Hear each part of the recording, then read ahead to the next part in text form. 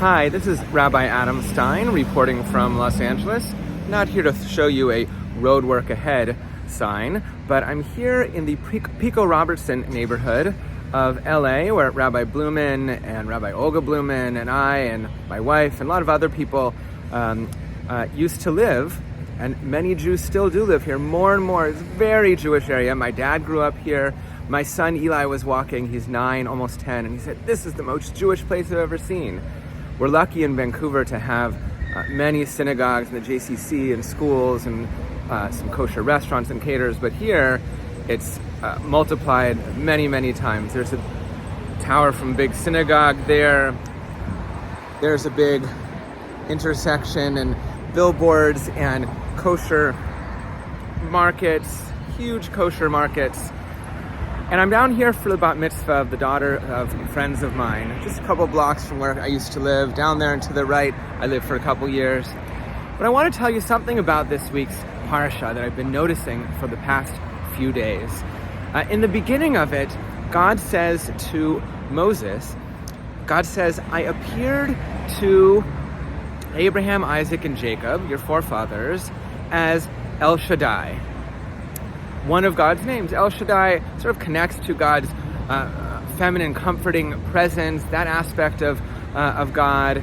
And the word El is used for our God, but also other gods in the Bible. It's sort of just a job description in a way. But El Shaddai, one of God's famous names. But God says, "I didn't appear to Abraham and Isaac and Jacob as Yud He Vav He." What we say Adonai, but it's the unpronounceable holy name of God that we see in the prayer book and the Chumash. It doesn't mean that our ancestors, Abraham, Isaac, and Jacob, Sarah, Rebecca, Rachel, and Leah, didn't know the name Yud He Vav He.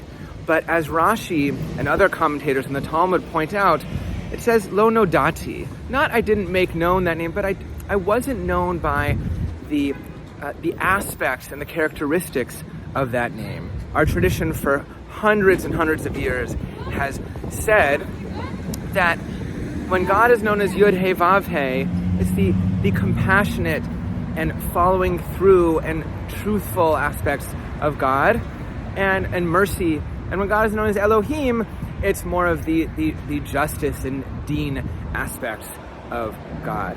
And so God tells Moses, this Yud He Vav He aspect I didn't reveal to your forefathers, partially because I never even followed through with the promise to give them the land. Now that you, Moses, are here, I've been reminded by you and by the people crying out from their slavery that I need to follow through on that promise that I gave to Abraham, Isaac, and Jacob when I said that I am El Shaddai and I will give you this land, Canaan, one day. This land that we still have back in sovereign Jewish power for the past not quite 100 years, but around 75 coming up soon, and we still struggle with, and we still have a lot of things to figure out, honestly. Nico Slabinski will be sharing with us some explanations of what's going on actually in Israel right now, especially with the political situation, the new coalition after the 5th election in 4 years recently, and who knows, will be a 6th election soon. I'll be in Israel for an Israel Bonds trip in about 3 weeks, which I'm excited about, with other rabbis. One more thing to tell you about. Wonderful weekend coming up on the 3rd and 4th of February, Shabbat Shirah, which is the Shabbat when we sing or chant the Song of the Sea that Moses and Miriam led the people in singing after crossing the Sea of Reeds. That Shabbat, which is also near Tu B'Shvat, Friday night services with a dinner and Saturday morning services will be led in song by our own wonderful Baalat Tfilah, Debbie Fenson, and Yitzhak Achisar, who's been singing for us. He was a cantor in Montreal for 8 years, new member, and also Tanya Grinberg, who's a cantor from Brazil, joined our community recently, and Chazan Rob Menes.